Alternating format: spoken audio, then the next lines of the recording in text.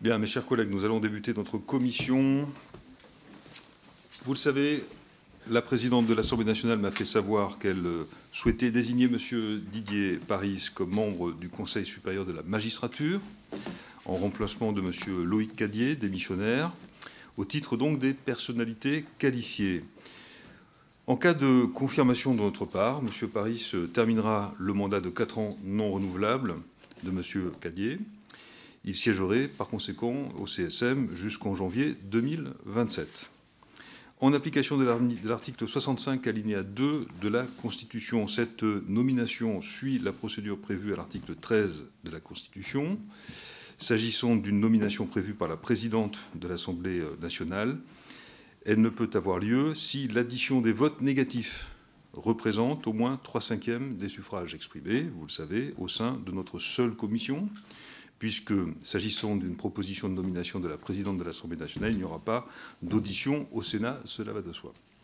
Ainsi qu'en dispose l'article 29-1 du règlement de l'Assemblée, la Commission a désigné un rapporteur sur ces nominations appartenant à un groupe minoritaire ou d'opposition. Je salue Paul Molac du groupe Lyot. Le rapporteur a adressé un questionnaire à M. Didier Paris, auquel vous avez... M. Paris a apporté des réponses écrites et, je le souligne, ces réponses ont été adressées au commissaire avant-hier, puis mises en ligne sur le site internet de l'Assemblée nationale à la page consacrée à l'activité de la commission des lois.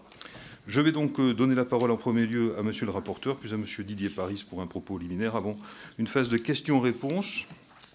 Et je vous redonnerai bien sûr, M. Paris, la parole pour y apporter vos éclairages. Monsieur le rapporteur, nous vous écoutons. Merci, Monsieur le Président. Chers collègues, Monsieur Paris, la présidente de l'Assemblée nationale propose votre nomination au Conseil supérieur de la magistrature en remplacement du professeur Loïc Cadiet qui a démissionné de ses fonctions. Notre commission vous reçoit aujourd'hui afin d'apprécier en conscience l'opportunité de votre nomination au CSM.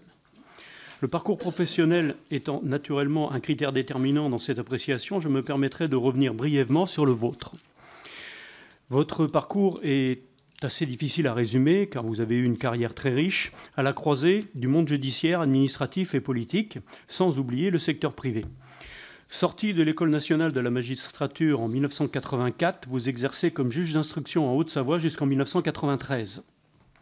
Vous rejoignez ensuite le corps préfectoral jusqu'en 2000, puis conseillez successivement les ministres François Patriat et Laurent Fabius dans les dernières années du gouvernement Jospin. Après un bref passage à la Cour d'appel de Lyon, vous êtes nommé directeur général des services du Conseil régional de Bourgogne en 2004, avant de rejoindre à partir de 2009, pour 8 ans, le groupe français SOR, spécialiste du traitement et de la distribution de l'eau, jusqu'à votre élection en 2017. Vos travaux de député sont bien connus de notre commission, où vous avez siégé pendant vos 7 années de mandature, dont vous avez été le vice-président de 2017 à 2019. Vous avez été impliqué dans de multiples travaux relatifs à la justice et au monde judiciaire. Vous avez notamment exercé les fonctions de rapporteur du projet de loi de programmation 2018-2022 et de réforme pour la justice, de la mission d'information sur le secret de l'enquête et de l'instruction en juin-décembre 2019, de la commission d'enquête sur les obstacles à l'indépendance du pouvoir judiciaire en janvier et septembre 2020, où vous étiez, me semble-t-il, co-rapporteur avec M. Hugo Bernalicis, rapporteur président, d'accord, de la commission d'enquête chargée de rechercher d'éventuels dysfonctionnements de la justice et de la police dans l'affaire de Sarah Halimi de juillet 2021 à janvier 2022, enfin, du projet de loi organique relatif à l'ouverture, la modernisation et la responsabilisation du corps judiciaire en 2023. Vous avez en outre siégé à la Cour de justice de la République entre 2021 et 2024. Monsieur Paris, être membre qualifié du CNM, c'est une lourde mais noble responsabilité. Le CSM joue en effet un rôle majeur non seulement dans le fonctionnement de notre institution judiciaire, mais plus largement dans la consolidation du pacte civique entre notre nation et la justice. Car ce pacte civique se fonde en vérité sur 2 principes. Le premier principe, c'est l'indépendance de notre justice, garante de son impartialité. Cette indépendance est notamment assurée par l'intervention du CSM dans les procédures de nomination des magistrats. Comme vous savez, mes chers collègues, le CSM a seul le pouvoir de proposer les plus hauts magistrats du siège, tandis que l'exécutif ne peut nommer les autres magistrats du siège que sur avis conforme du CSM. Il Faut-il aller plus loin et prévoir également un tel avis conforme du CSM pour la nomination des membres du parquet, comme le proposait un projet de loi constitutionnelle adopté par notre Assemblée en 2016 ?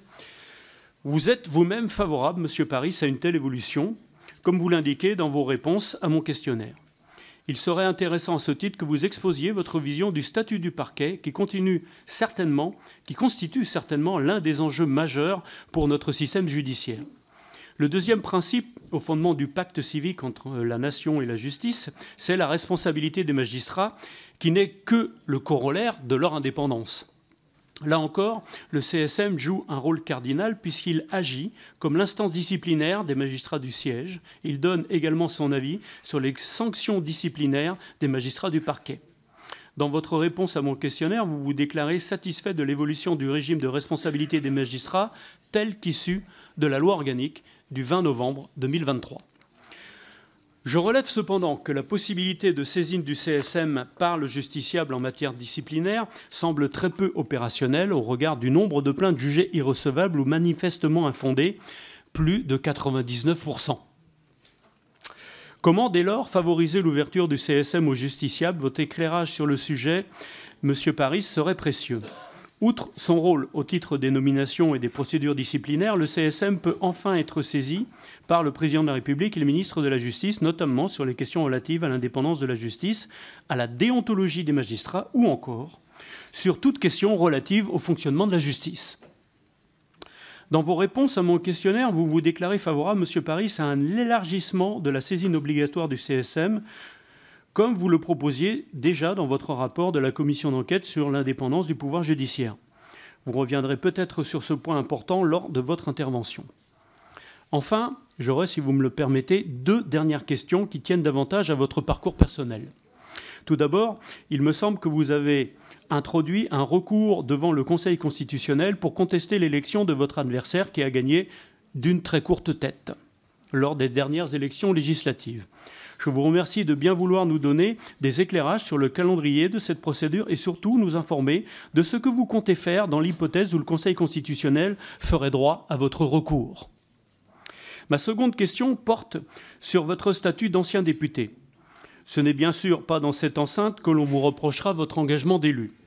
Il n'en reste pas moins que les membres du CSM doivent exercer leur mission, je cite la loi organique sur le CSM, dans le respect des exigences d'indépendance et d'impartialité.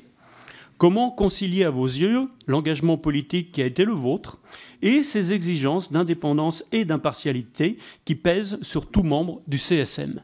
Je vous remercie.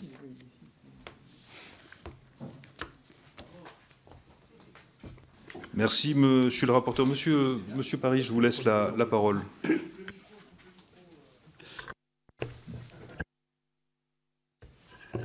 Est-ce que ça fonctionne ? Oui.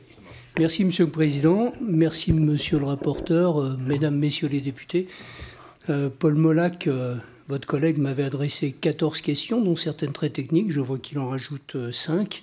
Ça commence à être relativement conséquent. Je vais essayer d'y répondre. Si vous permettez, je vais vous donner quelques éléments d'appréciation, puisque je suis devant vous dans ce but. Yaël Braun-Pivet, la présidente de l'Assemblée nationale, a jugé bon de me présenter, comme ça a été dit déjà, pour remplacer Loïc Cadiet, démissionnaire, pour la période qui reste au CSM. C'est un honneur. Je mesure aussi que c'est une responsabilité et que le rôle du CSM dans les conditions actuelles est tout à fait central dans notre démocratie, tout simplement. Il tient un rôle dans un schéma institutionnel français majeur, c'est un organe constitutionnel. Je ne vais pas tout reprendre, puisque finalement, monsieur le rapporteur, vous avez bien voulu rappeler un certain nombre de choses. Ça va me permettre de raccourcir mon propos pour laisser plus de temps à vos éventuelles questions, évidemment. Il est garant essentiellement de l'indépendance de la justice, à laquelle nous sommes toutes et tous très attachés, et c'est la pierre angulaire finalement de la séparation des pouvoirs. Les 2 pouvoirs exécutifs et législatifs et de l'autorité judiciaire, ça avait donné lieu à un débat sur la commission d'enquête que nous avions eu à mener, Hugo Bernalicis et moi, puisqu'il avait souhaité le nommer comme pouvoir judiciaire, ce qui n'est pas le cas au plan constitutionnel actuellement.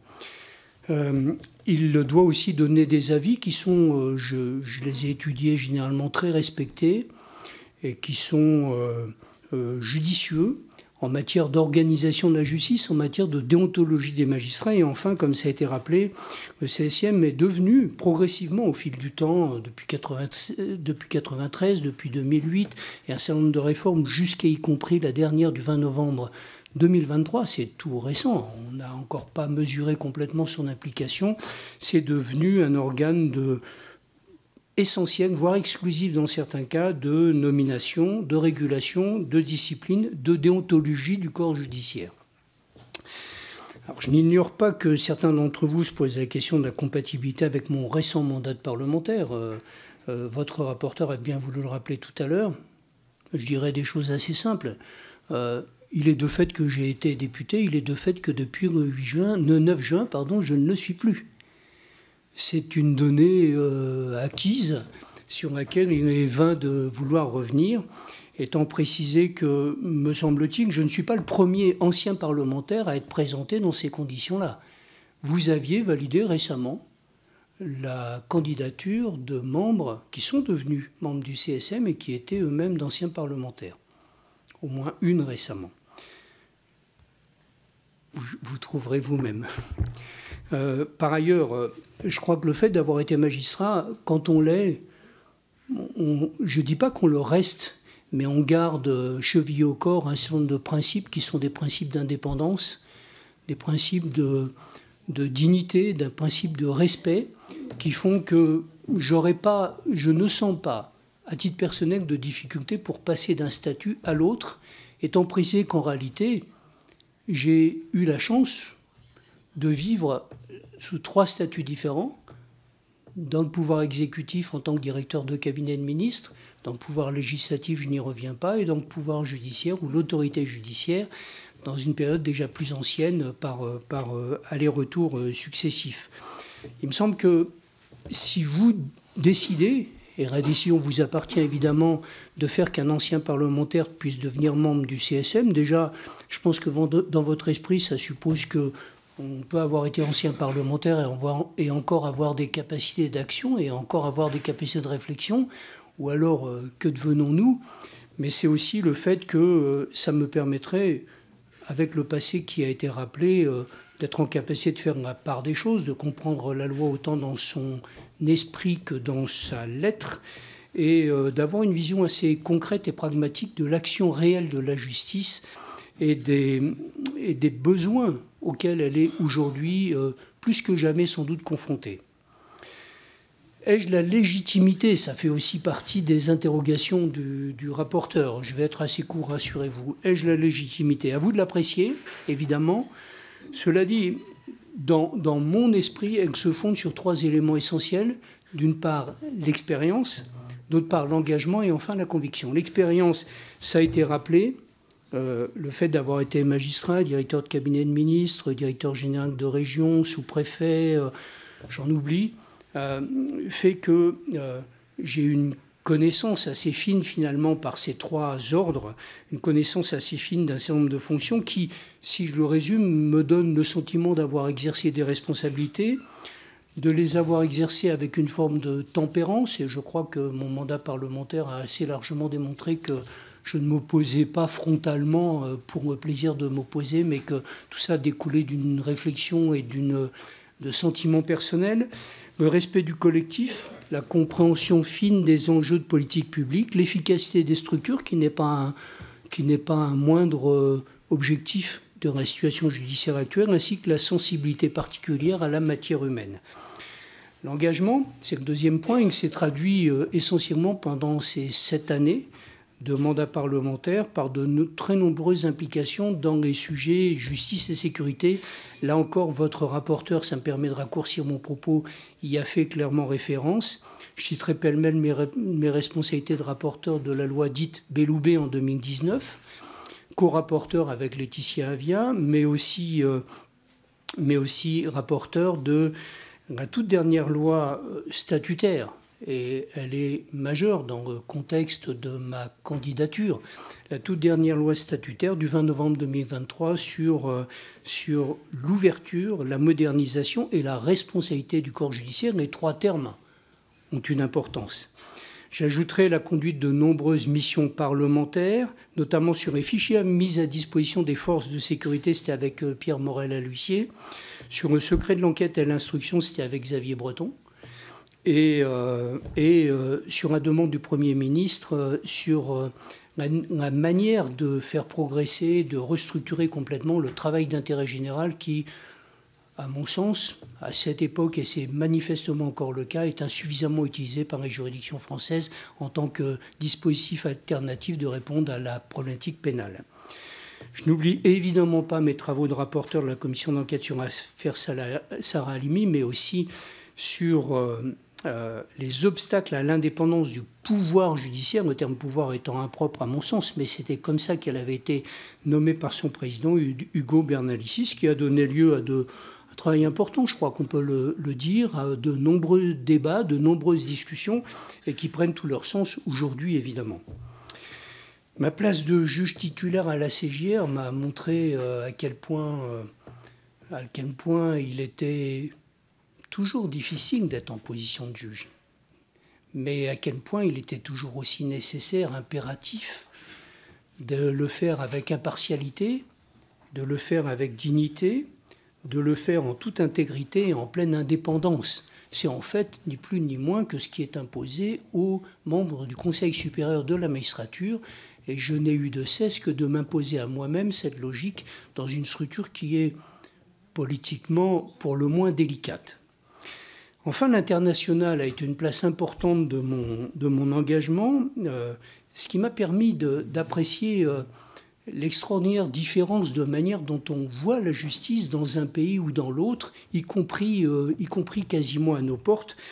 J'ai eu cette chance d'être membre de l'Assemblée parlementaire de l'OSCE pendant 7 ans et de présider la délégation française. Dans le dernier mandat, j'ai pu voir à quel point, et en me préoccupant à chaque fois de la manière dont ça se déroulait, à quel point la manière dont la justice est perçue est une donnée qui, à certains moments, peut être relative. Ce qui m'amène finalement, pour terminer, à ma conclusion, c'est celle ou à ma conviction plutôt, pardonnez-moi, c'est celle que l'autorité de la justice est sans aucun doute le premier curseur de santé des démocraties. Les régimes autoritaires, ou selon un schéma malheureusement plus récent et qui tend à se développer, les démocraties dites illibérales, tiennent l'indépendance de la justice comme le premier obstacle à abattre. Et il faut reconnaître que la justice est de manière générale devenue un enjeu majeur dans ces pays. Fort heureusement, notre République est suffisamment forte pour ne pas encourir ces risques. C'est la raison pour laquelle l'indépendance de la justice doit inlassablement, sans aucune faiblesse, être l'objet de toutes nos précautions, de tous nos soins. Je ne parle évidemment pas seulement du respect des décisions juridictionnelles en tant que telles. Quelles qu'elles soient, elles sont nécessairement prises en fonction de notre loi commune, la loi qui se produit ici, dans cette enceinte et au Sénat, c'est notre loi commune et la démocratie exige que nous en ayons le respect le plus scrupuleux et donnant le bénéfice à tout justiciable d'un procès équitable et de voies de recours. Mais reconnaissons que l'autorité de la justice est régulièrement questionnée par le sentiment que le juge interprète la loi, par le sentiment qu'il pourrait tendre à la brider, voire à l'outrepasser, ce qui donne corps, à mes yeux de manière trop fréquente, mais c'est incontournable de le constater, qui donne corps à un procès en illégitimité contre lui.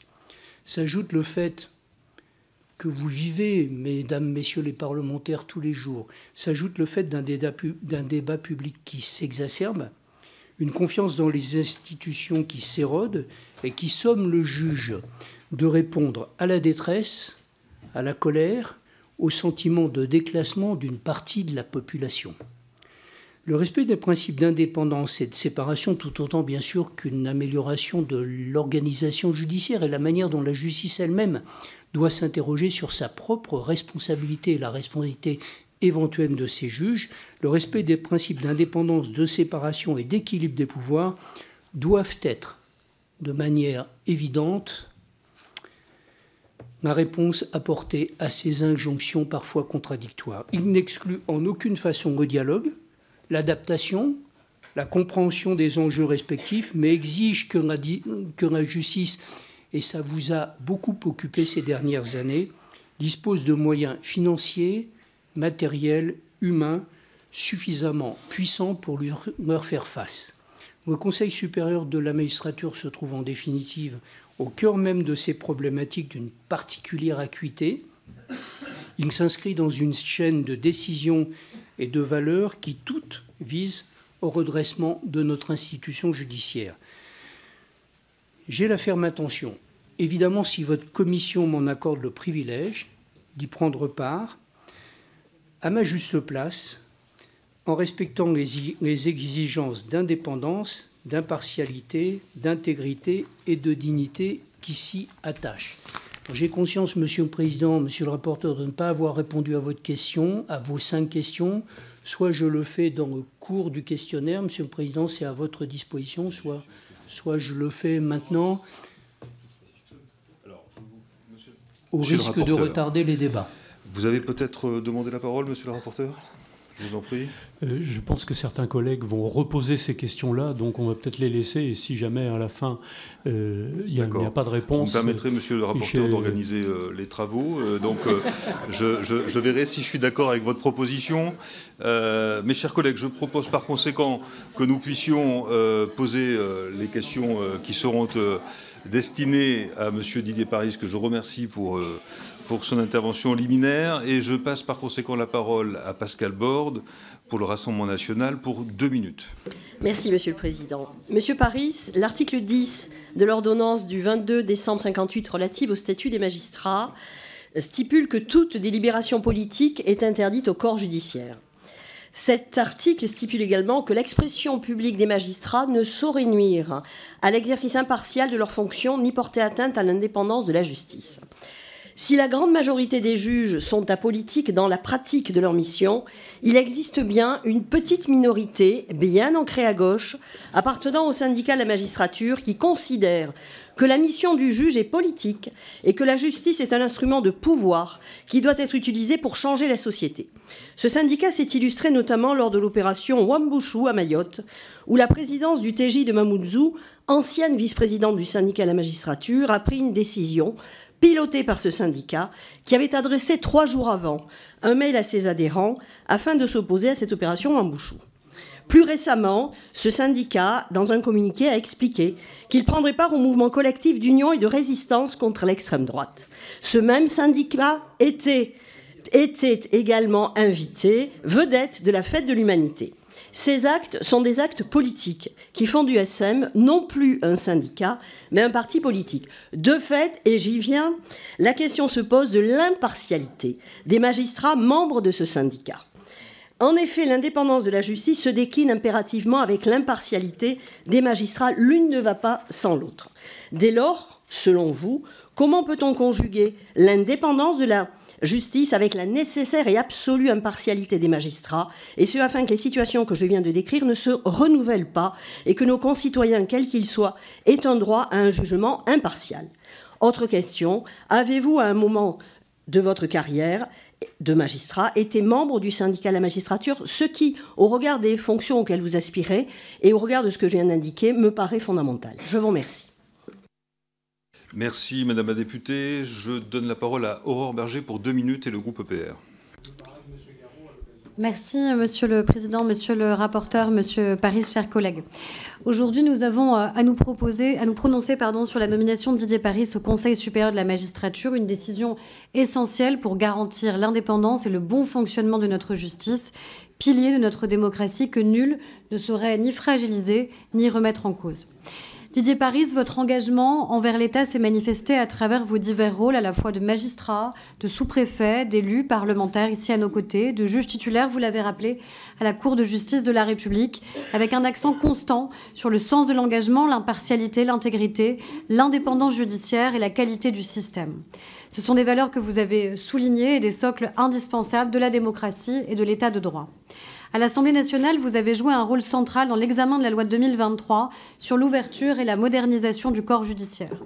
Votre capacité à favoriser le consensus et à respecter la diversité des opinions, tout en défendant une autorité judiciaire indépendante, a été reconnue de tous les collègues de la Commission des lois qui peuvent en attester. Le groupe EPR soutient votre nomination proposée par la présidente de l'Assemblée nationale, voyant en elle une évidence. Votre parcours en magistrature, combiné à votre connaissance pointue des réformes de 2018 et de 2023, sont des atouts précieux pour le Conseil supérieur de la magistrature. C'est l'occasion de renforcer le Conseil dans ses missions essentielles, alliant réforme et indépendance. Je souhaiterais vous poser une question. En tant demain que membre du Conseil supérieur de la magistrature, comment envisagez-vous d'accompagner les réformes nécessaires pour répondre à la défiance croissante et mesurée, malheureusement année après année, qu'expriment nos concitoyens vis-à-vis de l'institution judiciaire, tout en préservant l'indépendance des juges? Je vous remercie. Merci beaucoup. André Torigna pour la France Insoumise et pour 2 minutes. Merci, Monsieur le Président. Monsieur Paris, au printemps 2023, vous avez défendu un texte qui attaquait directement l'indépendance de l'institution judiciaire en créant les conditions d'une déstabilisation politique des magistrats du siège. L'article 8 du projet de loi organique relatif à l'ouverture, la modernisation et la responsabilité du corps judiciaire, dont vous avez été le rapporteur, a permis la communication au ministre de la Justice des décisions d'irrecevabilité prononcées par la commission d'admission des requêtes du Conseil supérieur de la magistrature, une communication incluant le dossier de la plainte. Cette communication ne répondait à aucune nécessité, si ce n'est celle de pouvoir disposer des pièces d'un dossier pourtant jugé irrecevable. Les organisations professionnelles des magistrats et le Conseil supérieur de la magistrature lui-même s'opposaient à cette disposition, celle-ci préparant le terrain de déstabilisation infradisciplinaire facilitée. Le 3 juin 2023, l'Association européenne des magistrats appelait la France à renoncer à ce dispositif, y voyant là une manière, je cite, de donner aux justiciables le pouvoir de saisir indirectement le ministre, lequel pourra ordonner toute enquête contre les magistrats concernés, puis saisir lui-même le CSM. Loin d'avoir combattu cette disposition, vous l'avez rétablie dans le texte alors même qu'elle avait été supprimée par le Sénat. Vous vous en êtes fait le défenseur zélé et ce, en pleine affaire Dupond-Moretti. Je me permets d'évoquer ce dossier de déstabilisation d'un magistrat par un garde des Sceaux à l'insu de son plein gré, quand bien même la Cour de justice de la République l'a blanchi au prix d'une cabriole juridique surprenante.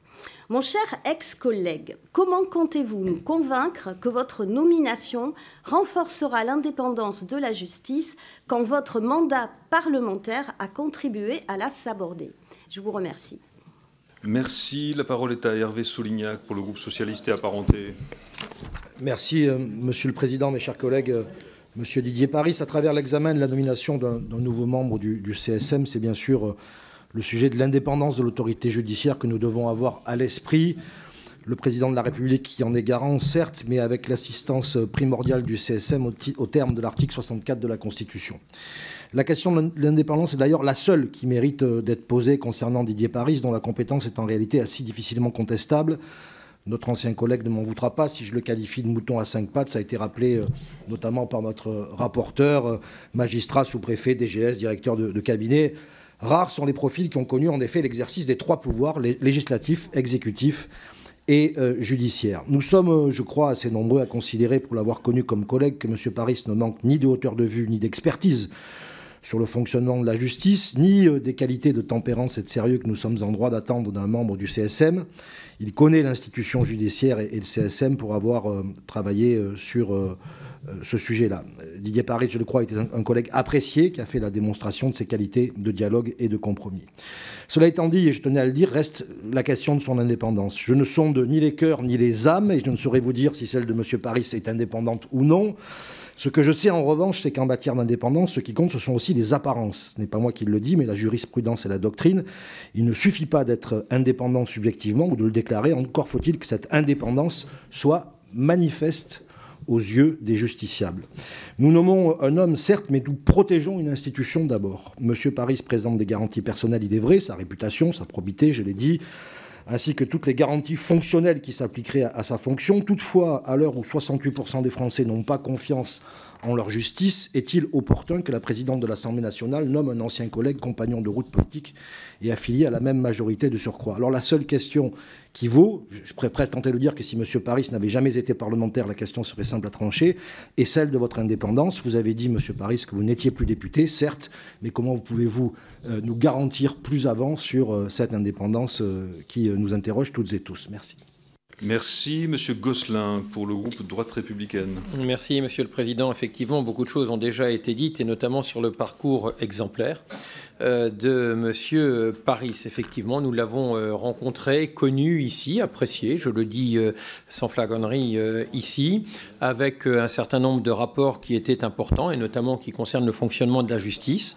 Je rappelle aussi que Didier Paris a été magistrat et juge d'instruction en particulier. Ce n'est pas la fonction la plus simple parmi celles qu'exercent les magistrats, sous-préfet, mais aussi membre d'un cabinet ou deux cabinets ministériels. Mouton à cinq pattes, ça vient d'être dit. Je reprenais cette expression en la notant pour préparer cette audition. Mouton à cinq pattes. Et je crois que nous avons besoin, au Conseil supérieur de la magistrature, comme dans bien d'autres institutions, soit dit en passant, de gens qui ont des expériences diverses, variées, complémentaires et qui sont à même d'enrichir évidemment les points de vue, les avis et les compétences. Je crois que rien ne serait pire que d'avoir dans une même instance des membres qui seraient issus en réalité d'un même moule. Et nous évitons évidemment cette difficulté avec Didier Paris. Je ne cacherai pas, en ce qui me concerne, aussi de la sympathie pour l'homme. Pourquoi le nier, alors que nous avons aussi partagé les bancs de cet hémicycle et des débats parfois divergents du reste, notamment à propos de l'état d'urgence sanitaire. Nous n'avions pas, avec le rapporteur qu'il était à cette époque, les mêmes points de vue. J'étais davantage du côté de la liberté et lui de l'ordre. On le dira ainsi. Bref, je crois qu'il a pu montrer une certaine indépendance réelle, en tout cas bien plus importante que certains qui se drapent dans la dignité de leur autonomie et de leur indépendance, mais qui en réalité cachent des sentiments ou des points de vue qui sont très, très partiaux. Alors j'en arrive à deux questions pour terminer.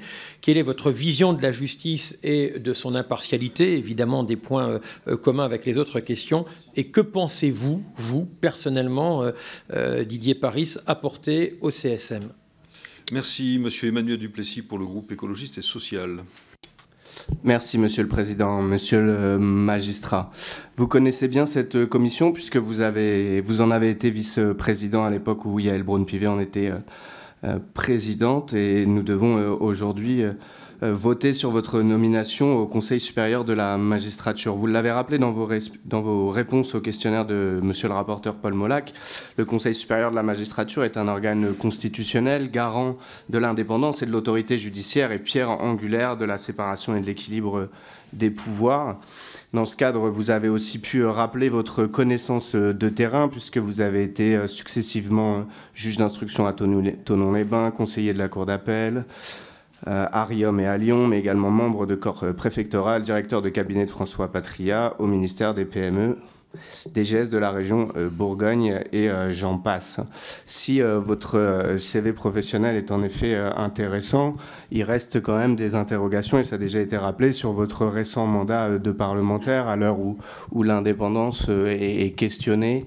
Il nous semble particulier de pouvoir enchaîner un tel mandat où l'impartialité est requise suite à un mandat parlementaire.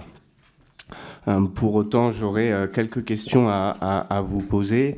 D'une part, me féliciter aussi de votre attachement à la liberté syndicale des magistrats et à leur liberté d'expression. Je crois qu'il est nécessaire que nos magistrats, en tant que citoyens, mais aussi en tant que magistrats, puissent contribuer au débat public et éclairer ce débat de leur expertise professionnelle, mais aussi citoyenne. Et quand je vois certaines interventions à l'instant, on ne peut que s'en réjouir.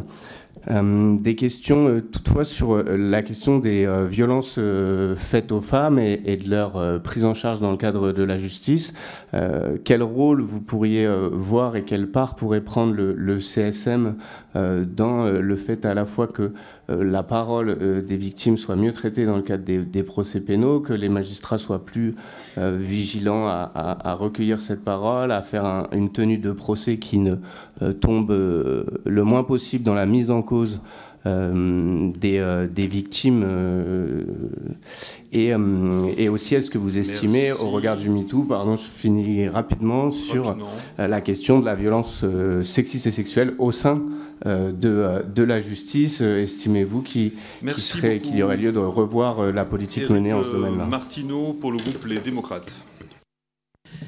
Merci Monsieur le Président, Monsieur le rapporteur, Monsieur Paris. Votre parcours professionnel à la croisée de la magistrature, de l'administration, de la représentation nationale présente des atouts indéniables pour l'accomplissement des missions dévolues aux personnalités qualifiées, membres du Conseil supérieur de la magistrature. En tant que député, vous avez notamment été rapporteur de la loi de programmation de réforme pour la justice de 2019 et de la loi organique relative à l'ouverture, à la modernisation et à la responsabilité du corps judiciaire de 2023. Cette loi comporte un volet sur la responsabilité, la déontologie et la protection des magistrats judiciaires. Elle vise à simplifier les conditions de recevabilité des requêtes déposées par les justifiables et renforcer les pouvoirs d'investigation de la commission d'admission des requêtes du Conseil supérieur de la magistrature. Pouvez-vous nous en dire davantage sur le nombre de dossiers traités par la commission d'admission des requêtes à ce sujet et êtes-vous favorable à cette procédure? Je tenais également à vous interroger sur la question du désengorgement des tribunaux et notamment la réforme de la procédure d'appel. Le décret dit de simplification de la procédure d'appel en matière civile, entré en vigueur au 1er septembre 2024, doit permettre la modification et la simplification de la réglementation de la déclaration d'appel. Êtes-vous d'accord pour dire que cette déclaration constitue un formalisme excessif et qu'il serait utile de rationaliser la procédure pour désengorger les tribunaux? Comment passer d'un formalisme excessif à un formalisme raisonné? Enfin, j'aimerais avoir votre avis sur les modes alternatifs de règlement amiable des litiges. En particulier, la conciliation et la médiation sont encouragées par le système judiciaire pour alléger la charge des tribunaux et trouver des solutions plus adaptées aux besoins spécifiques des parties. S'agit-il, selon vous, de procédures efficaces et pertinentes? Je vous remercie. Merci Jean Moulière pour le groupe Horizon et Indépendants. Merci Monsieur le Président. Monsieur le rapporteur, Monsieur Paris, magistrat de carrière, vous avez rejoint la sphère publique et vous vous êtes notamment distingué au sein de notre Assemblée par votre engagement en faveur des thématiques liées à la justice. Je voudrais à ce titre saluer votre implication en tant que co-rapporteur dans la loi de programmation et de réforme pour la justice, qui a permis notamment d'ouvrir la voie à des hausses importantes de crédits afin de réparer notre système judiciaire. Plus encore, le rapport dont vous avez été l'auteur dans le cadre de la commission d'enquête sur les obstacles à l'indépendance du pouvoir judiciaire a démontré votre attachement à la nécessité démocratique ultime, la séparation des pouvoirs et l'indépendance de l'autorité judiciaire. Plus largement, vous vous êtes engagé tout au long de votre carrière pour notre pays, au cœur de nos territoires et de nos institutions, pour une justice juste et efficace. Pour l'ensemble de ces raisons et pour votre remarquable engagement, le groupe Horizon et Indépendants émettra un vote favorable à la proposition de Madame la Présidente Braun-Pivet. Je profite de cette audition pour vous interroger sur la question de la participation citoyenne au sein du Conseil supérieur de la magistrature. Dans le rapport que j'ai évoqué précédemment, vous reconnaissiez les difficultés liées à la nomination de citoyens comme membres du CSM, tout en suggérant qu'il pourrait être pertinent d'envisager des modalités d'association des citoyens aux travaux de cette institution. Si vous rejoignez le CSM, avez-vous l'intention de porter cette réflexion et d'en explorer les possibilités? Je vous remercie. Merci. Monsieur Jean-Luc Warsmann pour le groupe Lyot. Oui, merci, Monsieur le Président. Je voudrais votre micro. Alors. Merci. Je voudrais commencer en saluant le travail de notre rapporteur Paul Molac, dont je partage la présentation, et saluer le parcours du candidat qui lui donne évidemment toutes les raisons de réussir dans les fonctions dans lesquelles il est pressenti. J'avais prévu 2 questions, une sur la liberté d'expression des magistrats, elle a été largement partagée. Je vais me concentrer sur la 2e question qui est extrêmement importante à mes yeux. Nous vivons une période marquée par la défiance croissante de nos concitoyens envers toutes les institutions et le service public de la justice est durement frappé, mois après mois, par cette défiance. Ma question à notre candidat d'aujourd'hui, c'est de savoir quel rôle, et ajouterais-je, quel rôle innovant le CSM pourrait jouer pour rétablir davantage de liens entre le corps judiciaire et justiciable. Vous avez été parlementaire, j'ai recherché tout à l'heure une des dernières interventions qui m'est marquée. Nous sommes il y a quelques semaines, un papa m'interpelle, il est tuteur de son fils. Il a écrit en lettre recommandée le 27 juin à son tribunal pour demander l'autorisation de déplacer de l'argent du compte courant pour le placer sur l'assurance vie de son fils pour avoir des intérêts. Il l'a fait en lettre recommandée, nous étions en novembre, il n'a pas eu la décence d'une réponse, il a appelé plusieurs fois par téléphone, il n'a pas eu la décence d'une réponse, et oserais-je dire, il y a au minimum un problème d'organisation, si ce n'est de compétence. J'ai recherché tout à l'heure le décret du 13 octobre 2021 de la Cour de cassation. Quand on a une masse de retard, c'est élémentaire. On définit un circuit court pour les affaires simples, pour les écluser tout de suite, un circuit approfondi pour les affaires complexes, un circuit intermédiaire. Évidemment, quand bien même il y a du retard dans ce tribunal, on ouvre le courrier, on ouvre les saisines, et tout ce qui est rapide, parce que placer des biens à quelqu'un qui est sous tutelle, c'est évidemment dans son intérêt. On ne va pas laisser la banque avoir les intérêts pour son compte. Eh bien, devant tel dysfonctionnement, comment pourrait-on faire? J'ose un 2e exemple. Nous avons un gendarme qui a été tué parce qu'il a été heurté par un conducteur qui avait fait l'objet d'une annulation de son permis il y a 1 an. Y a-t-il un fonctionnaire dans le pays? Y a-t-il un salarié? Y a-t-il un citoyen dont on admet que pendant 1 an, il n'ouvre pas son courrier? C'est ce qui s'est passé dans ce tribunal où pendant 1 an, on a laissé s'accumuler des décisions de justice sans les appliquer. Là aussi, moi, je n'entends pas les arguments de manque de moyens. Nous n'avons pas arrêté d'augmenter les moyens. Et il faut aussi que l'institution s'adapte. Quand on est à ce stade de dysfonctionnement, ça n'est pas possible. Quel rôle le CM pourrait jouer? Peut-être par des guides de bonne pratique. Merci. Je ne demande pas des sanctions pour fluidifier tout ça. Merci de m'avoir écouté. Merci, Président Wassenaar. Je continue les prises de parole, les inscrits. Marie-France Claureau. Oui, merci, Monsieur le Président. Monsieur Paris, en juillet dernier s'est achevé le travail destiné à mesurer la charge de travail des magistrats. Ce sont respectivement 20 et 26 référentiels qui ont été mis en œuvre pour les tribunaux judiciaires et les cours d'appel. Le 6 août, ces référentiels n'ont pourtant pas été jugés exploitables et un nouveau groupe de travail en comité restreint doit être formé pour avancer sur la question. Didier Paris, en qualité de candidat au Conseil supérieur de la magistrature, quelle suite pensez-vous qu'il faille donner aux réflexions du premier groupe de travail qui avait conclu à la nécessité de multiplier par 2, voire 3, les effectifs actuels des magistrats? Par ailleurs, pensez-vous que les préconisations du rapport Sauvé, daté de juillet 2022 et qui évaluait la nécessité d'investir quelques 1500 magistrats supplémentaires, soient suffisantes? Enfin, comment expliquez-vous le retard de la France en matière de production de tels référentiels, à l'image de l'Espagne, l'Italie ou le Portugal? Je vous remercie. Merci, Madame Béatrice Rouleau. Merci, Monsieur le Président. Monsieur Paris, vous avez déclaré dans le questionnaire qui vous a été soumis que le Conseil supérieur de la magistrature jouissait d'un positionnement en surplomb de l'activité judiciaire, de ses enjeux et de ses contraintes, et que son avis indépendant sur ces sujets serait, à votre sens, plus que précieux. Vous faites ainsi partie de ceux qui plaident pour que l'avis du Conseil supérieur de la magistrature soit systématiquement requis en amont des lois budgétaires. Alors, dans cette perspective, pouvez-vous nous dire, si vous devenez membre du CSM, sur quelle ligne budgétaire recommanderiez-vous que l'effort soit porté? On sait que la justice manque cruellement de juges, de procureurs et de greffiers.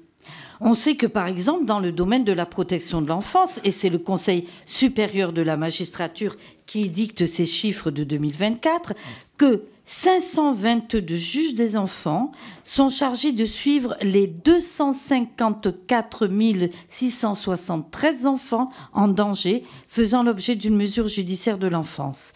Qu'en moyenne, 50% d'entre eux suivent 450 situations ou plus, soit au moins 800 enfants, alors qu'il ne devrait en avoir que 325 au plus. Que le CSM a qualifié la justice des enfants en danger de système qui craque, qu'il faudrait au moins 325 juges des enfants supplémentaires et un greffier pour chaque juge. De même qu'il manque des procureurs appelés à gérer aujourd'hui en moyenne 2200 dossiers. Défi quasi impossible à relever, ce qui expliquerait peut-être en partie l'absence de traitement de certaines plaintes émanant de femmes battues. Alors, je vous laisse m'indiquer ce qui vous semble être prioritaire dans le budget consacré à la justice et ce qui pourrait demain faire partie de vos recommandations. Je vous remercie. Merci. Dernier inscrit, dernière question, Hugo Bernalicis. Merci, Monsieur le Président. Je ne vais pas poser de questions à mon collègue Didier Paris, parce que j'aurai déjà beaucoup de réponses en l'occurrence, mais faire un commentaire sur la proposition de sa nomination. Moi, je vais, notamment avec mon groupe, avoir un avis défavorable pour une raison assez simple et qui est dans la continuité du rapport qu'il a rendu pendant que moi je présidais nos travaux sur l'indépendance du pouvoir judiciaire. On était arrivé à la conclusion, par exemple, une des propositions qui figure dans le rapport, c'est qu'après un certain temps, on a proposé qu'il ne puisse plus y avoir des allers-retours entre parquet et siège. Pour éviter, notamment dans le cadre de la théorie des apparences et les apparences d'impartialité, qu'il ne puisse y avoir de confusion en la matière. Autant on peut louer votre parcours, vous êtes passé par beaucoup de cadres d'emploi, de magistrats, préfets, dans le secteur privé, députés, ce qui fait une richesse du parcours. Et à contrario, en même temps, le corollaire de ça, c'est la porosité du parcours. Vous avez passé beaucoup d'années à servir plus qu'à défendre une idée d'indépendance ou d'impartialité. Et c'est normal, ce n'était pas vos missions, ni en tant que député, ni en tant que préfet, ni dans le secteur privé. Et donc, au moment où on a un Conseil supérieur de la magistrature qui commence à faire des communiqués de presse, y compris pour se plaindre, en quelque sorte, de positionnement politique de garde des Sceaux précédent, ou même du président de la République dans l'affaire Halimi, que quelqu'un qui est estampillé venant de la Macronie, qui a été rapporteur sur tout un tas de textes, qui viennent rentrer au Conseil supérieur de la magistrature, c'est, à mon sens, au-delà de votre personne, chers collègues, un très mauvais signal. Un très mauvais signal. Même s'il y a la jurisprudence Jacques Toubon qui nous a montré que les hommes sont capables, et les femmes, de changer en fonction des fonctions. Donc peut-être que je me ferai démentir, et je ne demande que ça en la circonstance. N'empêche qu'à ce stade, et en la circonstance, notre avis sera évidemment défavorable. Merci, monsieur le rapporteur. Vous vouliez ajouter une question à monsieur Didier Paris, je vous en prie, et monsieur Didier Paris nous répondra ensuite. Oui, alors, j'ai cru comprendre dans la conversation que nous avons pu avoir qu'en cas de recours qui vous permettrait de vous représenter comme député, vous ne le referiez pas. Je crois que c'est important parce que sinon, évidemment, ça ne servirait pas à grand-chose de vous nommer au CSM pour vous voir retourner, si vous voulez, dans une campagne électorale. Et au-delà de ça, évidemment, et ça montre quelque part que vous avez tourné la page ou pas. Merci, monsieur le rapport. Monsieur Didier Paris, je vous laisse répondre à ces multiples interrogations. Pardon, je vous en prie. Merci, monsieur le président. Merci à toutes et tous pour vos questions. Elles sont nombreuses, elles sont denses et elles sont toutes légitimes, évidemment, sans exception. J'essaye de répondre peut-être en les réunissant. Pardonnez-moi s'il y a des oublis, je vais essayer de faire en sorte qu'il y en ait le moins possible. S'agissant de M. Molac, merci encore une fois de votre rapport, monsieur le rapporteur. Vous avez posé une question centrale. La première, qui a été finalement assez peu abordée en dehors de votre intervention, c'est celle de parquet-siège. La concordance des deux. Nous sommes dans une situation où beaucoup d'autorités supranationales considèrent ou s'interrogent sur l'indépendance réelle de la justice s'agissant du parquet. qui sont malgré tout, au regard de la Cour de justice européenne, des magistrats comme les juges du siège. Mais cette question est lancinante. Elle n'est pas tellement lancinante pour nous, elle est lancinante pour les magistrats eux-mêmes, qui sont toujours dans cette réflexion, cette problématique, cette attente, ce besoin de voir que le parquet soit traité de manière équivalente ou presque équivalente au siège. Et étant précisé, vous le savez tout aussi bien que moi, que nous avons en 2016, sauf erreur de ma part, statué sur 2 textes ou sur un texte de modification constitutionnelle à l'Assemblée et au Sénat qui est toujours pendant, qui suppose un équilibre politique qui pour l'instant est relativement difficile à atteindre. Moi, mon opinion personnelle, elle est extrêmement claire. Elle est que on ne peut, 2 points, on ne peut pas parler réellement en France d'indépendance du parquet, ce qui signifierait finalement une coupure directe et définitive avec le pouvoir exécutif. Or, un ministre doit garder sa responsabilité en la matière. On ne peut pas non plus en France, à l'instar d'autres pays, avoir un procureur général de la nation qui serait une instance supra-organique et qui viendrait régler l'ensemble des problèmes. Je n'y crois pas une seule seconde. Là, je parle de convictions personnelles qui s'appliqueront évidemment au CSM, mais je ne suis même pas certain que cette question se posera dans ces termes. Par contre, qu'est-ce qui s'opposerait à ce que les membres du parquet soient comme ceux du siège, nommés sur un avis conforme du CSM? La question de la proposition des 400 plus grands magistrats du siège appliqués au parquet est plus délicate parce que le pouvoir politique lui-même probablement doit garder une autonomie en la matière. Mais en tout cas, en matière disciplinaire, il n'y a aucun doute que les membres du parquet devraient, à l'instar des membres du siège, bénéficier de quoi? D'une autorité de jugement indépendante du pouvoir politique. La règle me semble relativement claire et j'ai le sentiment qu'elle est en capacité de faire consensus, même si chacune de vos questions mériterait des développements extrêmement longs. Malheureusement, on n'en aura pas le temps, mais même si c'est une question centrale. Deuxième point, la responsabilité des magistrats, elle est nécessaire, elle est impérative, elle est et vous l'avez évoqué à plusieurs reprises, elle est la correspondance naturelle de l'indépendance. On ne peut pas être indépendant sans être responsable. C'est absolument évident. La responsabilité des magistrats est encourue. Elle est très encadrée, ce qui est normal, avec un socle évident, c'est qu'en aucune façon la décision juridictionnelle ne doit être mise en cause. Sinon, c'est le système judiciaire qui s'effondre et on renvoie à la pratique d'autres pays que je ne souhaite pas voir arriver. En dehors de ça, la responsabilité des magistrats a été sensiblement renforcée, y compris dans la loi du 20 novembre 2023 à laquelle vous avez fait référence, par le fait que le régime disciplinaire est beaucoup plus dur. Il est plus facile à mettre en œuvre et il est compris plus facile à mettre en œuvre par les justiciables qui peuvent saisir le CSM. Je redonnerai quelques précisions dans une des questions que vous m'avez posées.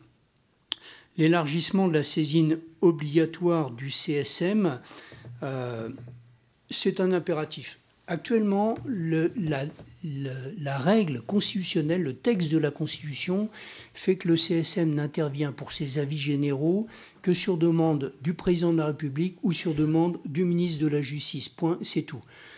Il me semble que l'auto-saisine du CSM ne devrait pas choquer l'évolution des mentalités en la matière et de l'organisation judiciaire. Et il me semble que ce serait un dispositif démocratique qui ne jurerait pas dans notre situation. Maintenant, vous m'avez posé 2 questions plus personnelles, monsieur Molac. Le recours. Moi, je suis comme vous. Quand on fait un recours, je ne sais pas quand le Conseil constitutionnel rendra sa décision. Il ne l'a toujours pas rendue. Donc j'ignore complètement, et je suis transparent avec vous, j'ignore complètement dans quel sens elle sera rendue. Et l'écart de 40 voix qui m'a séparé de mon opposant, c'est un écart qui est relativement courant dans une élection législative. Et on a vu le Conseil constitutionnel maintenir un résultat des urnes avec des écarts beaucoup moindres. Donc je n'en sais rien. quoi qu'il en soit, et les choses sont parfaitement claires dans mon esprit, je vous demande de l'intégrer, il y a une incompatibilité, non pas dans le passé, dans l'actualité, entre la fonction parlementaire et un certain nombre d'autres fonctions et celle du CSM. Si je suis devant vous, c'est que j'ai pris une direction sur laquelle je ne reviendrai pas, évidemment. Ça signifie, pour être encore plus clair si c'était nécessaire, mais je suis persuadé que vous l'avez compris, que si vous acceptez ma candidature, je serai membre du CSM, point barre, et en aucune façon candidat à une quelconque nouvelle élection qui la rendrait incompatible. Voilà. L'impartialité, beaucoup de questions ont été posées et je le comprends. Elle fait référence à la légitimité qui pourrait être la mienne si vous me jugez comme telle. L'impartialité, c'est une donnée fondamentale. Je crois avoir montré par mon expérience, mais je crois aussi avoir montré par mes convictions que j'étais en capacité d'avoir ce changement de paradigme naturel, de passer d'un mandat à une responsabilité dans une organisation. Étant précisé, je vous le rappelle quand même, mesdames, messieurs les députés, que le CSM est nécessairement constitué en majorité de non-magistrats. Ce qui veut dire quoi? Ce qui veut dire qu'il faut prendre des gens ailleurs que dans le corps judiciaire. Et quand on les prend ailleurs, ils ont forcément une histoire personnelle, forcément une vision des choses, forcément des convictions personnelles. Il se trouve quand même que le CSM, c'est un organisme extraordinairement collégial. Et il se trouve aussi qu'on ne peut pas être membre du CSM sans avoir cette intention d'impartialité, de dignité, d'indépendance chevillée au corps. C'est un des fondamentaux de la candidature présentée par Yaël Braun-Pivet. Je ne pense pas nécessaire d'avoir trop de développement sur ce point-là, sauf à rentrer finalement dans des zones, comme ça a été dit tout à l'heure par M. Gosselin, je crois, de traduction de l'état d'esprit. C'est un peu plus compliqué. Et si tel n'était pas le cas de toute façon, les choses seraient absolument évidentes et visibles. Je passe à Madame Borde. Merci, Madame Borde, de vos remarques. Indépendance, impartialité.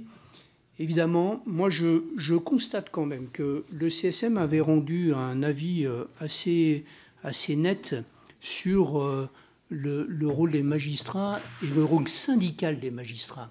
Parce que dans mon esprit, on peut demander à un magistrat et on doit exiger d'un magistrat, comme ce sont les textes, comme c'est le texte de la loi ou de l'ordonnance de 94, c'est pas nouveau, ça fait 30 ans que notre système est institué de cette façon-là. 1994, on doit lui demander une impartialité, on doit aussi lui exiger de sa part un devoir de réserve.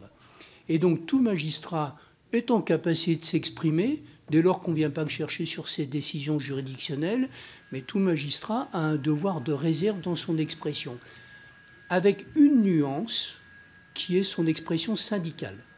Parce que, et le CSM l'a à plusieurs reprises exprimé, dans le sens où on peut admettre que la position syndicale donne un certain nombre de libertés, de ton, y compris un peu en provocation des choses. Mais tout ça a bien sûr des limites que vous avez vous-même rappelées, et sur lesquelles j'ai pas trop de choses à en dire. Ce que je vois quand même, c'est que cette notion de liberté syndicale et de liberté de parole des magistrats, elle est d'une grande actualité par rapport à ce que vous avez indiqué, mais souvenez-vous, dans la loi statutaire du 20 novembre 2023, à quoi avez-vous dû faire face? Vous avez dû faire face à l'opinion de certains, et vous l'avez rappelé vous-même, Monsieur Duplessis, à l'opinion de certains sénateurs qui considéraient que l'expression syndicale des magistrats devait être liée à leur impartialité. En gros, l'expression syndicale des magistrats était possible à condition qu'ils ne disent rien.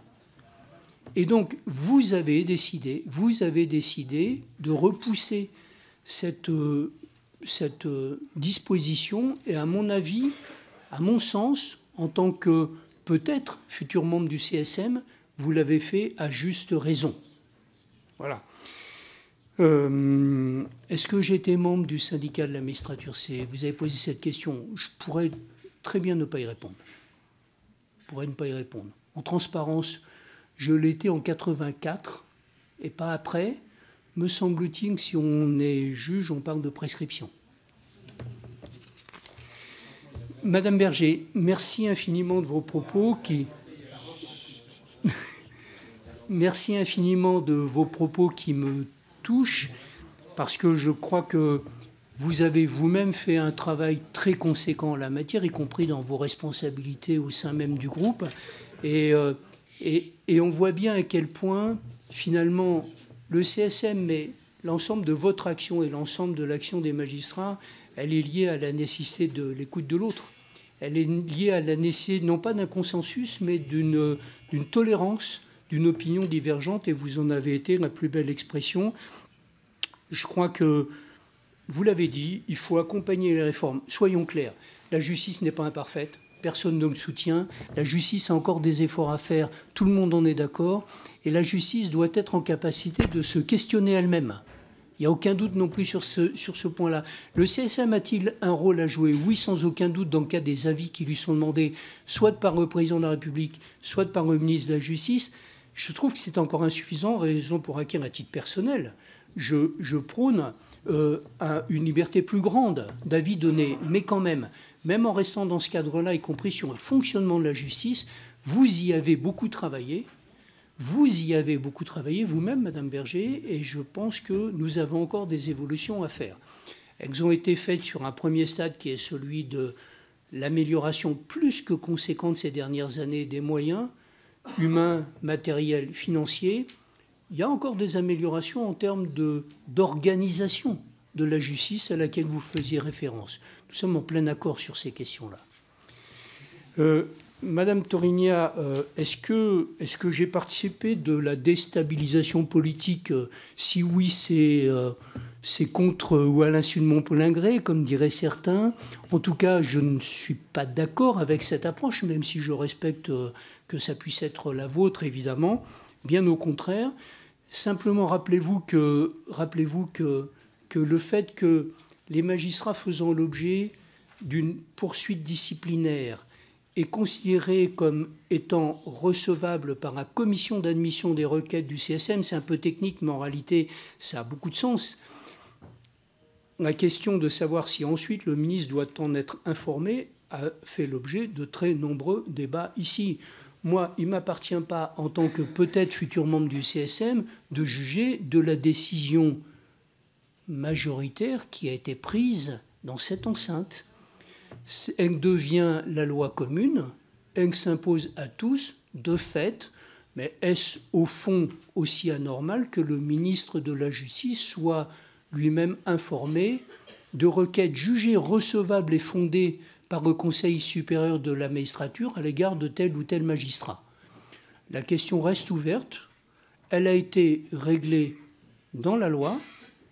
Je serai, en tant que membre du CSM, le premier à vouloir respecter la loi, quelle qu'elle soit, c'est la loi du peuple.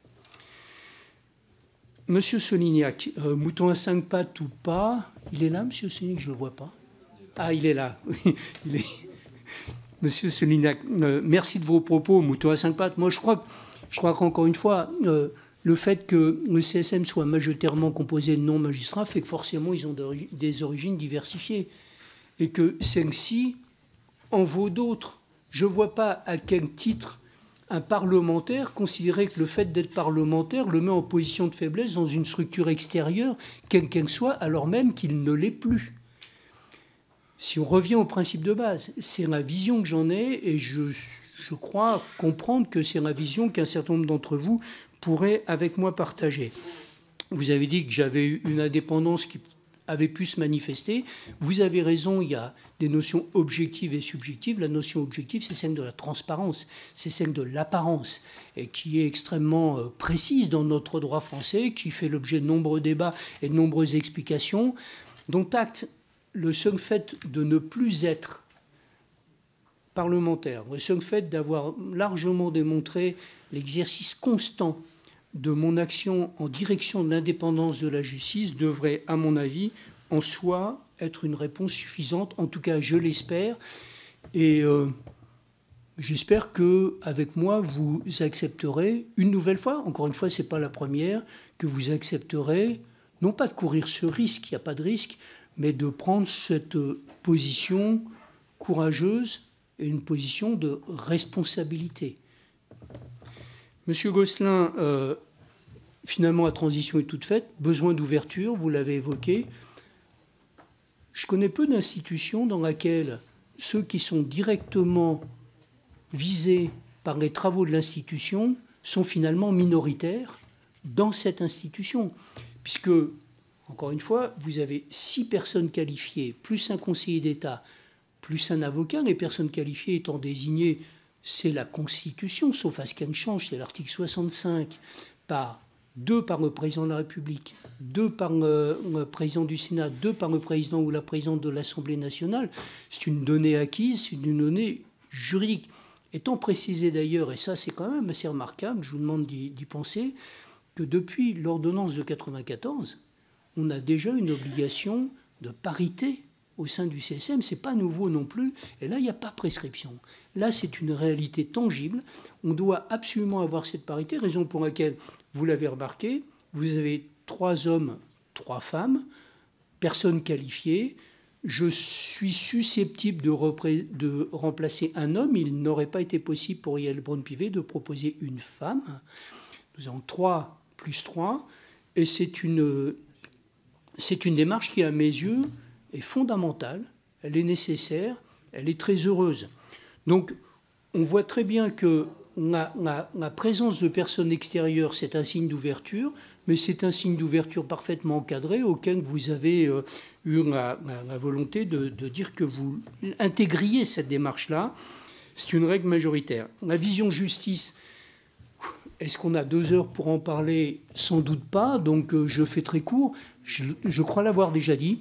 On a une justice, ne nous trompons pas, qui correspond aux standards démocratiques dont nous avons besoin. Nous avons des magistrats, c'est d'ailleurs un paradoxe, la justice est conspuée par le peuple français comme étant inaccessible, trop lente, mais les magistrats eux-mêmes sont considérés comme des gens de grande qualité, sont considérés comme des gens de grande qualité. Donc on a une justice qui fonctionne comme elle est. Est-ce à dire que c'est définitif et qu'elle est parfaite?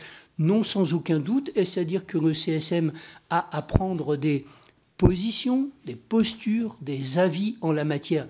Oui, sans aucun doute, il le fait, parfois même en extension des textes qui l'autorisent à le faire. C'est heureux. C'est un des éléments, et pas le seul. Vous êtes sans doute le premier élément de détermination d'évolution positive de la justice. On l'a vu récemment par les votes qui ont été les vôtres d'évolution humaine et ainsi de suite. C'est sans doute insuffisant. L'organisation judiciaire, et là, si je voulais, je plongerais à pieds joints dans le rapport que nous avons rendu avec Hugo Bernalicis. L'organisation judiciaire mériterait beaucoup d'autres évolutions, y compris au plan budgétaire, au plan de l'organisation, au plan finalement, si je le résume, de la respiration des juridictions qui est encore insuffisante dans un dialogue de gestion qui doit être plus, dans mon esprit en tout cas, un dialogue de décision effective et d'application sur le terrain concrètement des décisions positives qui sont prises pour lui. Qu'est-ce que je vais apporter au CSM? Rien ou tout, suivant le jugement que vous en ferez. J'ai le sentiment d'être une des personnes qualifiées possibles, personne oui, qualifiée sans doute, et avec une volonté de respecter les règles de fonctionnement du CSM, une volonté aussi d'y prendre pleinement mon rôle, d'y prendre un rôle en pleine indépendance, mais aussi dans l'écoute, mais aussi dans la bonne compréhension que j'ai de ce qui serait sans doute encore bon pour la justice et qui mérite encore de nombreuses discussions. Comment dire plus, monsieur le député? Monsieur Duplessis, la liberté syndicale, je crois l'avoir déjà évoqué. Je vous rejoins, il y a une vraie nécessité d'expression collective en la matière. En aucune façon, le magistrat doit se départir de son devoir de réserve. Pourquoi? Parce que s'il le fait, c'est l'ensemble de l'institution qui est mise en cause. Et les magistrats ont cette particularité, tout comme vous probablement en tant que député, ont cette particularité que quand ils s'expriment, ils ont une expression qui a une forme d'objectivité aux yeux de beaucoup de nos concitoyens.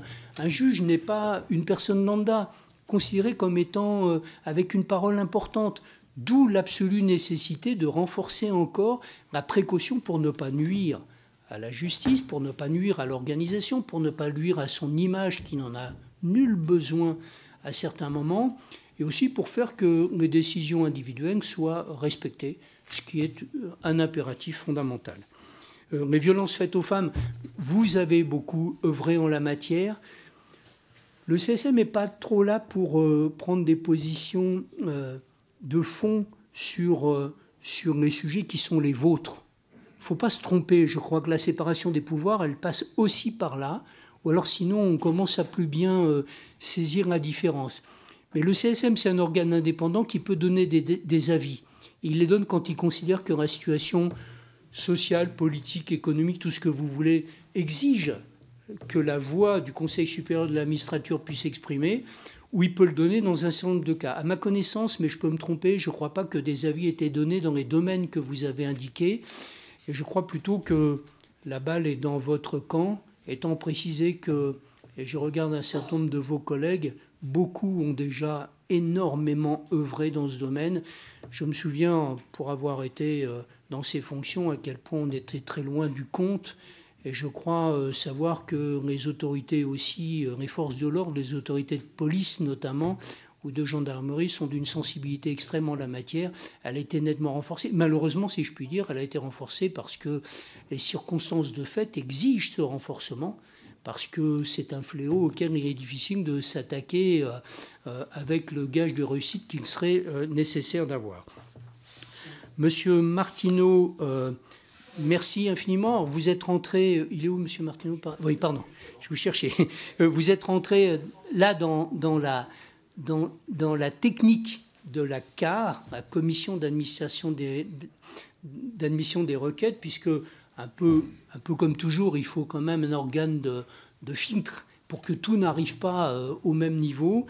C'est assez compliqué quand même, et il faut reconnaître que vous avez raison, je crois que c'est vous qui m'avez demandé des chiffres, non? Il faut reconnaître que les chiffres, il y a en fait environ 500 plaintes par an directes des justiciables.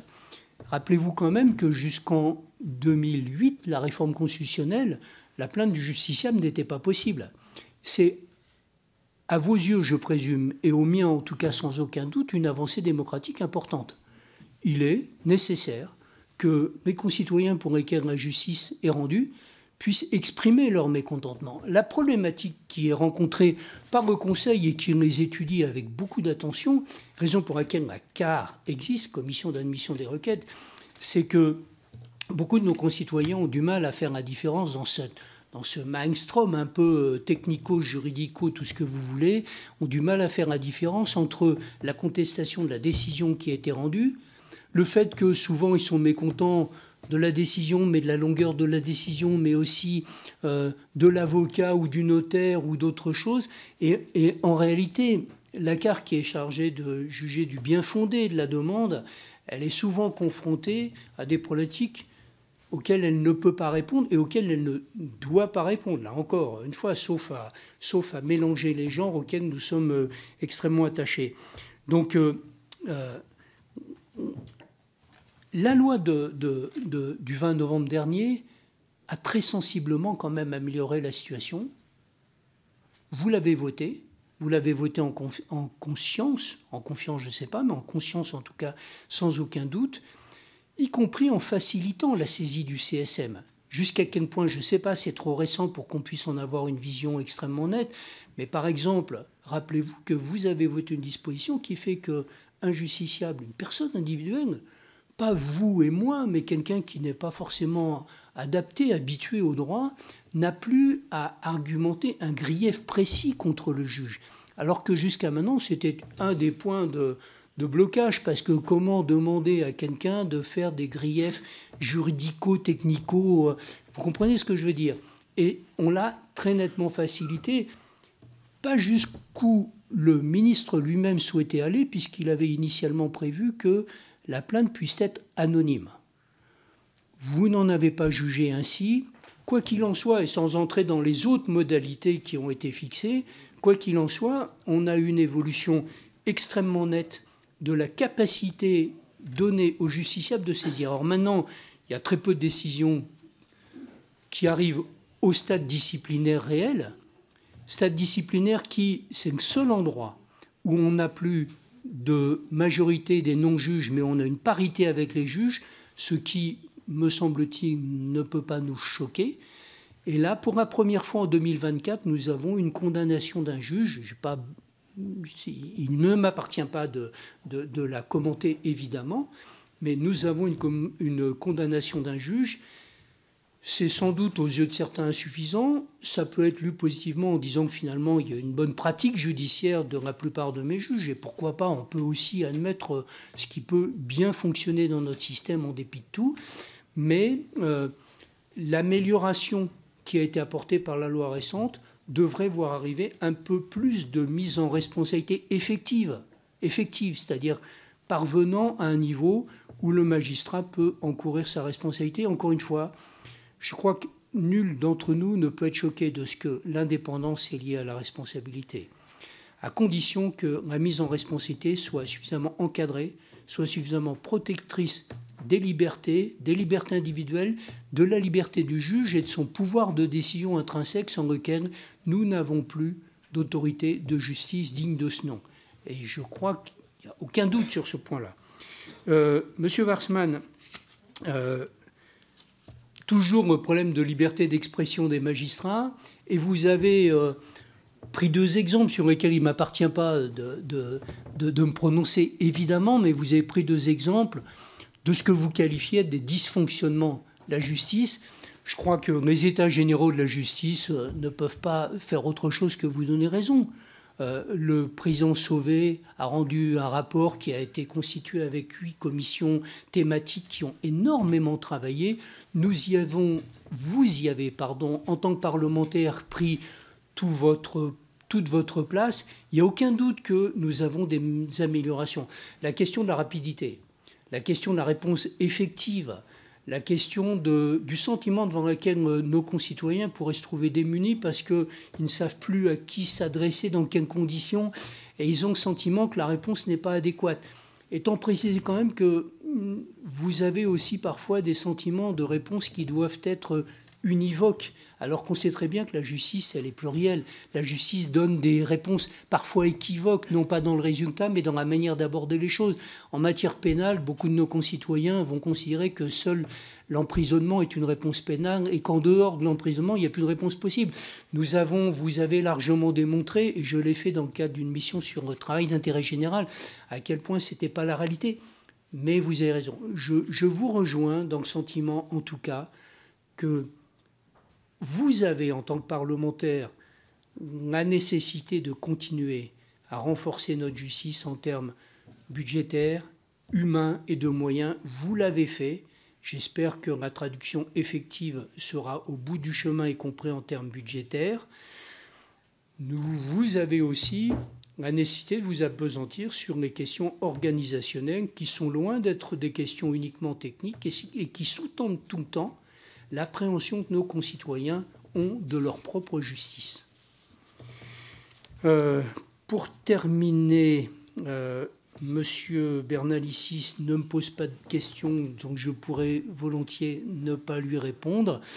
Juste peut-être lui dire que je n'ai pas, je crois, à revenir sur les notions de porosité auxquelles vous avez fait référence. Encore une fois, dès lors qu'on est une personne qualifiée extérieure au corps judiciaire, on a forcément un vécu, une origine. Je crois vous avoir démontré, y compris dans les travaux communs que nous avons menés, à quel point j'étais sensible à la notion d'intégrité, la notion d'indépendance, de transparence, de réalité de ce que les Français nous imposent. Et donc je m'en tiendrai là. Je crois que j'ai oublié, pardonnez-moi, voilà, j'ai sauté une page, mais parce qu'il y en avait beaucoup, Madame Laureau et Madame Rouleau. Madame Laureau, référentiel de charge. Oui, oui, oui, oui. C'est une des dispositions fondamentales autour de laquelle les choses tournent trop. Nous devons avoir un référentiel de charge des magistrats qui, bien sûr, peut être adapté, réadapté en fonction de l'évolution, mais c'est un des points essentiels. On peut améliorer la matière humaine, on peut améliorer le budget, on peut améliorer les finances. Encore faut-il qu'ils arrivent au bon endroit, au bon moment. Toutes les juridictions n'ont pas la même charge. J'étais dans une juridiction de première instance, mais j'étais aussi en cour d'appel. J'en vois les différences. C'est un des rôles fondamentaux de l'évolution de la justice. Et sur ce point, je suis de l'opinion que l'avis du CSM pourrait être encore amélioré et rendu en amont du vote des textes. Et vous y avez fait référence l'une et l'autre. Et je crois que c'est important. Ce n'est pas tout à fait mûr encore. Je crois que nous n'y sommes pas. Ça envoie sur d'autres problématiques lourdes. Vous imaginez bien le fait que il faut aussi être vigilant sur, encore une fois, la séparation des pouvoirs et le fait qu'un Conseil supérieur de la magistrature ne donne pas de directive au corps législatif. Sauf que le corps législatif présente ou gère des textes dans lesquels figurent des études d'impact, figurent un certain nombre de choses, et rien n'interdit au CSM de prendre pleinement son rôle en la matière. Donc je crois que nous sommes d'accord. Après, l'adéquation du nombre de magistrats, encore une fois, ce n'est pas la seule réflexion que nous devons avoir ensemble, la quantité, mais la qualité, le mode de fonctionnement, la manière dont la justice est acquise, y compris en simplification de procédures, ça a été rappelé tout à l'heure sur la procédure d'appel notamment, est sans doute un impératif, mais nous avons encore à évoluer dans le sens que vous avez bien voulu indiquer, pour répondre à des demandes, je l'ai dit dans mon propos liminaire, où la société questionne son juge. Et la société ne peut pas questionner son juge parce qu'il est quelque part la signification d'un certain nombre de difficultés qu'elle rencontre elle-même. Je ne me souviens plus, pardonnez-moi, de la question complémentaire de monsieur le rapporteur, mais je crois lui avoir répondu. Donc si vous voulez bien, monsieur le président, j'ai répondu, sauf... Alors, Madame Rouleau vous interroge sur les priorités budgétaires. C'était une question que vous avez posée. Enfin, Madame Rouleau... Les priorités budgétaires, Madame, vous aurez à les mettre en œuvre. Oui. Et d'abord à les décider, Madame Rouleau. Monsieur Didier Paris, je vous remercie d'avoir pris le soin de répondre à chacune, mes chers collègues. Je vous remercie, monsieur Didier Paris, d'avoir pris le soin de répondre à chacune des interventions de nos collègues commissaires aux lois. Vous le savez, je me dois de vous demander bien maintenant de sortir de cette salle, de quitter cette salle que vous connaissez bien, pour que nous puissions délibérer. Je propose donc une très courte suspension.